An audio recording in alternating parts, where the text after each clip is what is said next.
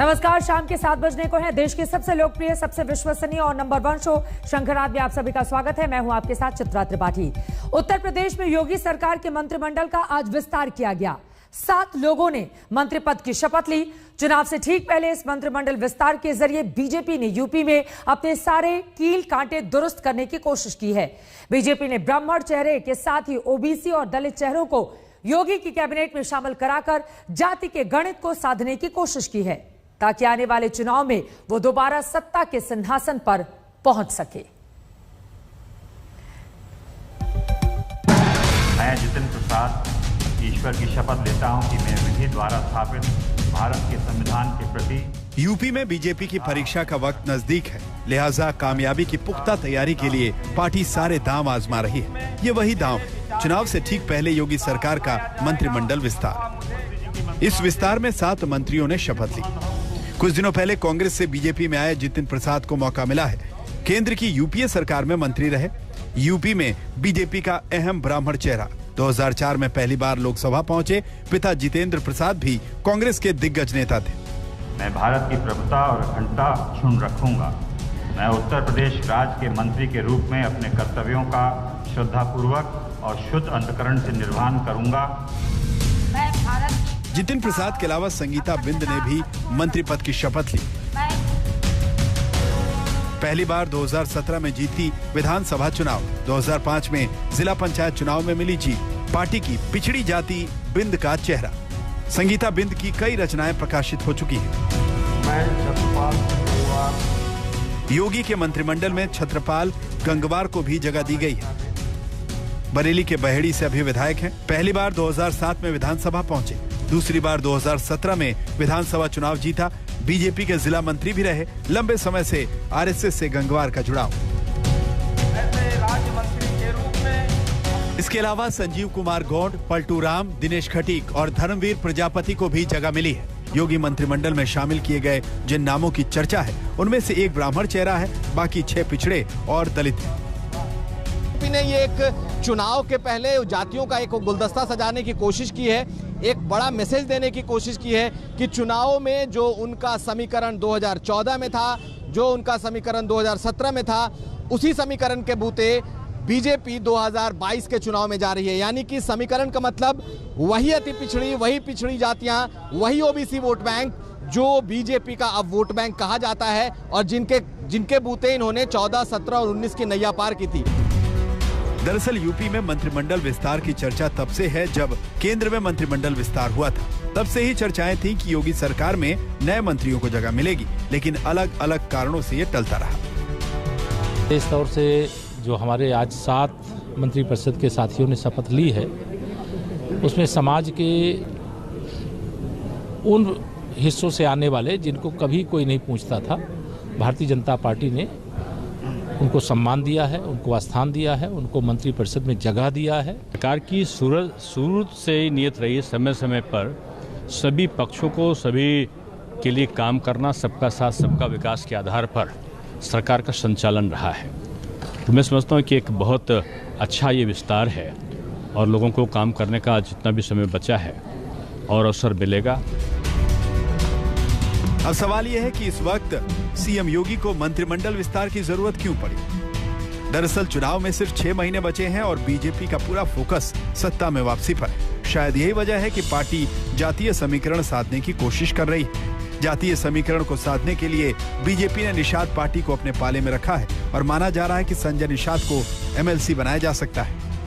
हम लोग पद प्रतिष्ठा के लिए काम नहीं कर रहे हैं। हम लोग अपने समाज के हक हिस्से, इनके आरक्षण है, इनकी रोजी रोटी छीना गया है, ये देश को आज़ाद कराने वाली जातियाँ हैं। ये आज के दिन में 1 जून की रोटी के लिए तरस रहे हैं। आज के दिन में कपड़े नहीं, घर नहीं है।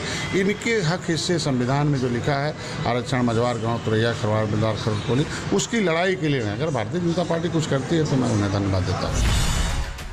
मंत्रिमंडल विस्तार की एक बड़ी वजह यह भी है कि किसान आंदोलन और जाटों की नाराजगी ने योगी सरकार की चुनौतियों में बढ़ोतरी की है। पार्टी लगातार किसानों की नाराजगी दूर करने की कोशिश कर रही है। मंत्रिमंडल विस्तार से पहले योगी सरकार ने गन्ना किसानों को तोहफे का ऐलान भी किया।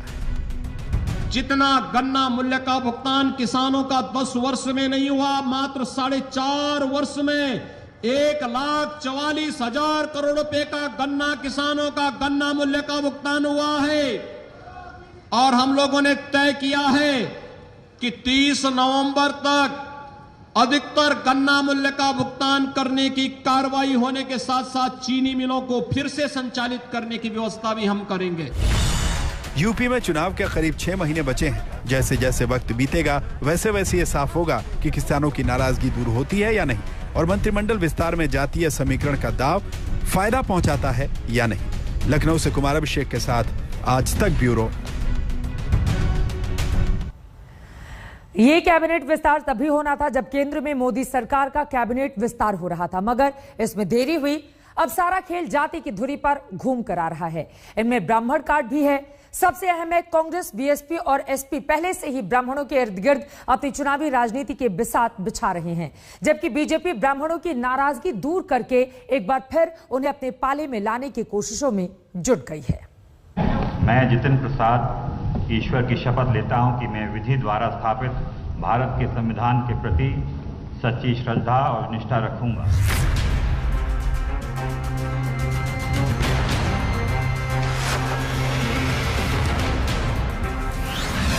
चुनाव से ठीक पहले जब जितेंद्र प्रसाद ने कांग्रेस का दामन छोड़कर बीजेपी का झंडा उठाया था, तभी से कयास लगने शुरू हो गए थे कि जितेंद्र प्रसाद जल्द ही योगी सरकार में शामिल हो जाएंगे। मैं भारत की प्रभुता और अखंडता सुन रखूंगा। लेकिन एक एक करके दिन बीतते गए और आखिरकार वो लम्हा आया जब जितेंद्र प्रसाद मंत्री पद की शपथ ले रहे हैं। राज्य के प्रति संविधान और विधि के अनुसार न्याय करूंगा।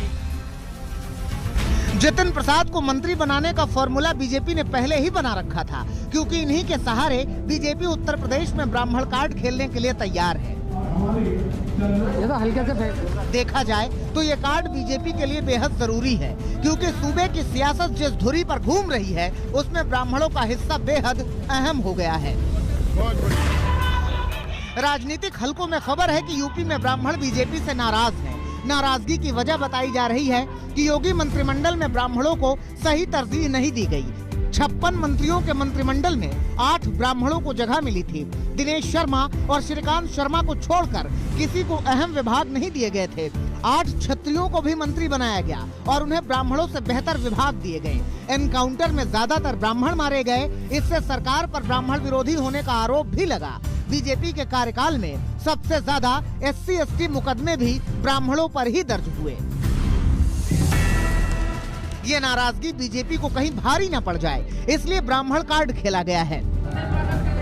बीजेपी के लिए ब्राह्मण कार्ड इसलिए भी जरूरी है क्योंकि ब्राह्मण कांग्रेस के लिए एक स्तंभ की तरह रहे हैं, लेकिन समय के साथ ये स्तंभ ढहता गया।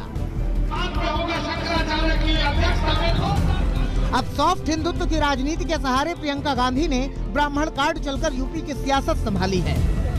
दूसरी ओर मायावती हैं, जिन्होंने इस बार अपनी चुनावी सियासत का पूरा सार ब्राह्मणों को ही बना लिया है। प्रबुद्ध वर्ग में से अपने ब्राह्मण समाज के लोगों को भी दलितों की तरह कभी भी ना गुमराह होने वाला तथा ना ही किसी के बहकावे में वे प्रलोभन आदि में भी आने वाला समाज बनाने का हर संभव पूरा प्रयास किया है। मायावती का ये बयान बताता है कि उनकी चुनावी राजनीति की धुरी ब्राह्मणों के इर्द गिर्द ही घूमेगी। मायावती को लगता है कि ब्राह्मण और दलित के गठजोड़ से 2007 वाला समय फिर लौटेगा। तो हमने उसे हर साल बीएसपी हर विधानसभा क्षेत्र में 1000 ब्राह्मण कार्यकर्ता तैयार करने की मुहिम में जुटी है। तीसरी ओर अखिलेश यादव हैं। मुस्लिम यादव के गठजोड़ की राजनीति से सत्ता तक पहुंचने वाले अखिलेश को ब्राह्मणों से इस बार आस है। यही वजह है कि वो ब्राह्मणों को रिझाने के लिए ब्राह्मण सम्मेलन कर रहे हैं। अखिलेश ने परशुराम की प्रतिमा बनवाने का ऐलान भी किया हुआ है। मतलब ये है कि यूपी की सियासत में ब्राह्मण एकाएक बहुत ज्यादा महत्वपूर्ण हो गए हैं। सवाल है क्यों, तो समझिए इसे। उत्तर प्रदेश में ब्राह्मणों की आबादी करीब 13% है। कई विधानसभा सीटों पर 20% से ज्यादा ब्राह्मण हैं। 12 जिलों में तो 15% से ज्यादा आबादी है। बीते चुनाव के आंकड़ों की बात करें तो 2017 में 56 विधानसभा सीटों पर ब्राह्मण उम्मीदवार जीते और उनमें से 44 तो बीजेपी के प्रत्याशी ही थे। यही वजह है कि ब्राह्मण सभी दलों के लिए जरूरी हो गए हैं। लेकिन देखना ये होगा कि ब्राह्मण किस दल के लिए शंख बजाएगा और किसे सत्ता तक पहुंचाएगा। लखनऊ से कुमार अभिषेक के साथ आज तक ब्यूरो। तो जितिन प्रसाद के चेहरे के जरिए ब्राह्मणों को साधने की कोशिश भारतीय जनता पार्टी की ओर से, लेकिन सिर्फ ब्राह्मण ही नहीं, बीजेपी ने पूरी कोशिश की है मंत्रिमंडल को जातीय और सामाजिक समीकरण के हिसाब से दुरुस्त करने की। ये 7 चेहरे एक बार फिर से आपके सामने है। जितिन प्रसाद, संगीता बिंद, धर्मवीर प्रजापति, पलटू राम, छत्रपाल गंगवार, दिनेश खटिक और संजीव कुमार गोंड। इन 7 चेहरों के जरिए यह आखिरी मंत्रिमंडल विस्तार योगी सरकार का 2022 की शुरुआत में ही, चूंकि विधानसभा के चुनाव होने हैं तो यकीनन अपने इन तमाम चेहरों के जरिए उत्तर प्रदेश की जनता का दिल जीतने की कोशिश बीजेपी की ओर से की जाएगी, ताकि एक बार फिर से कमल खिलाए जा सके। लेकिन हमने आपको इसकी पहले रिपोर्ट दिखाई ब्राह्मणों की, लेकिन सिर्फ ब्राह्मण ही नहीं बल्कि बीजेपी ने पूरी कोशिश की है कि मंत्रिमंडल विस्तार के जरिए यूपी के दलित और ओबीसी मतदाताओं को भी रिझाया जा सके।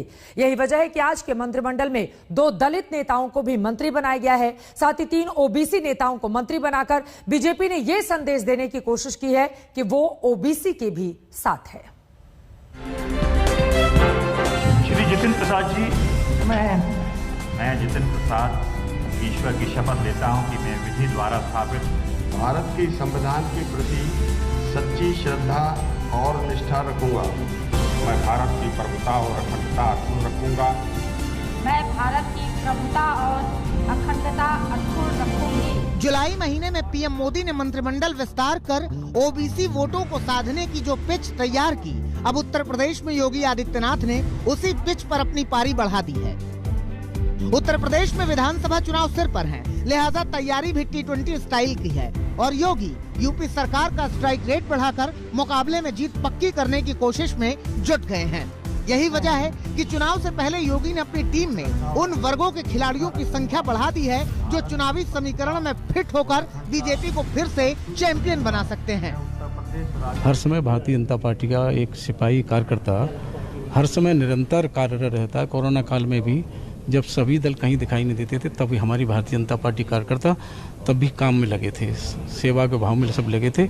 हम सब लोग मिलकर के काम करेंगे और निश्चित रूप से हम 2022 में स्पष्ट रूप से सरकार बनेंगे।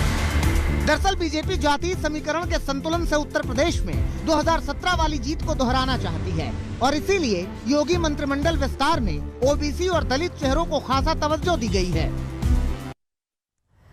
तो जातीय समीकरण को साधने की कोशिश भारतीय जनता पार्टी की ओर से और इसी की बदौलत 2022 के चुनाव में दम भर रही है जीत की बीजेपी अभी से। ये तो यूपी की बात हो गई जहां पर बीजेपी ने अपना विस्तार कर लिया है कैबिनेट का। लेकर चलते हैं पंजाब, वहां पर भी 5 महीने के बाद चुनाव होने हैं। पंजाब में सरकार बदल गई, मुख्यमंत्री बदल गए, यहां तक कि मंत्री बदल गए। अगर कुछ नहीं बदला है तो वो है पंजाब कांग्रेस के बीच मची लड़ाई। लेकिन नई सरकार के मंत्रिमंडल विस्तार के बाद भी सिद्धू वर्सेस कैप्टन की लड़ाई जारी है। ये तस्वीरें आपके सामने हैं। आपको बता दें, सिद्धू और कैप्टन खेमे को, यानी कि दोनों ही खेमे को लोगों को लेकर चलने की कोशिश चरणजीत सिंह चन्नी, जो नए नवेले मुख्यमंत्री हैं पंजाब के, उनकी ओर से की जा रही है। लेकिन ये 15 चेहरे हम आपको दिखा रहे हैं जिनके जरिए दरअसल एक बड़ा संदेश कांग्रेस पार्टी पंजाब के लोगों को देना चाहती है कि देखिए, हमने दलित मुख्यमंत्री बना दिया, 32% दलित आबादी पर इसके जरिए नजर है। इसके अलावा तमाम सिख चेहरों को जगह देकर 2 महिलाओं को भी शामिल किया गया है इसमें, जिसके जरिए एक बड़ा संदेश दे रही है कांग्रेस पार्टी की इन चेहरों की बलबूते हम आगे बढ़ेंगे और अपनी सरकार एक बार फिर से पंजाब में बनवाएंगे। लेकिन क्या ऐसा संभव हो पाएगा? क्योंकि हाल ही में हम सब ने देखा था कैप्टन अमरिंदर और नवजोत सिंह सिद्धू के बीच किस तरह की स्थिति बनी हुई थी, जिसके बाद कैप्टन अमरिंदर सिंह को अपनी मुख्यमंत्री की कुर्सी गंवानी पड़ गई। हालांकि उनकी ओर से इस बात का जिक्र किया गया कि मैंने खुद बातचीत के बाद, जब मेरा अपमान किया गया उसके बाद मैंने ये पद छोड़ा है। लेकिन अब ये 15 चेहरे आपके सामने हैं। इनके जरिए, इस मंत्रिमंडल विस्तार के जरिए पंजाब में कांग्रेस पार्टी अपने हाथ को फिर से मजबूत करने की कर रही है कोशिश। मैं मनप्रीत सिंह बादल, मैं तरजिंदर सिंह बादल, मैं अरुणा चौधरी, मैं सुखविंदर सिंह सरकारिया, मैं रजिया सुल्ताना, मैं विजय इंदर सिंगला, मैं भारत भूषण आचू, मैं रणदीप सिंह नाभा, मैं राजकुमार वेरका, मैं राणा गुरजीत सिंह ईश्वर की सौंह चुकता हूं। पंजाब की नई कैबिनेट का ये वो चेहरा है जिसके शपथ ग्रहण के पहले ही विरोध के सुर उठने लगे।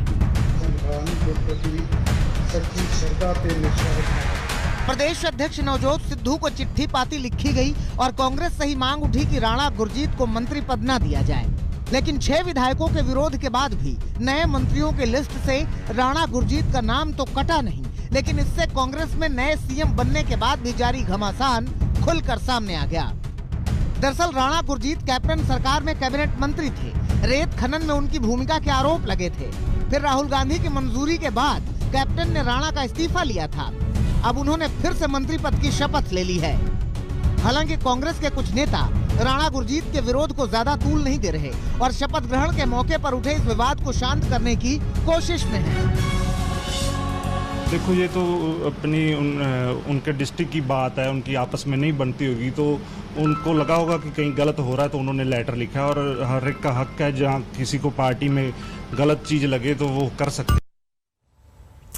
उधर पंजाब के मुख्यमंत्री चरणजीत सिंह चन्नी ने मंत्रिमंडल विस्तार के तुरंत बाद आज तक संवाददाता सत्येंद्र चौहान से बातचीत की है। अपने मंत्रिमंडल विस्तार को लेकर क्या बोल रहे हैं चन्नी, सुनिए मुख्यमंत्री को। साहब, किस तरीके से इस कैबिनेट विस्तार को आप देखते हैं? बहुत अच्छा हुआ है, सारे अच्छे लोग आए हैं और अच्छा काम होगा।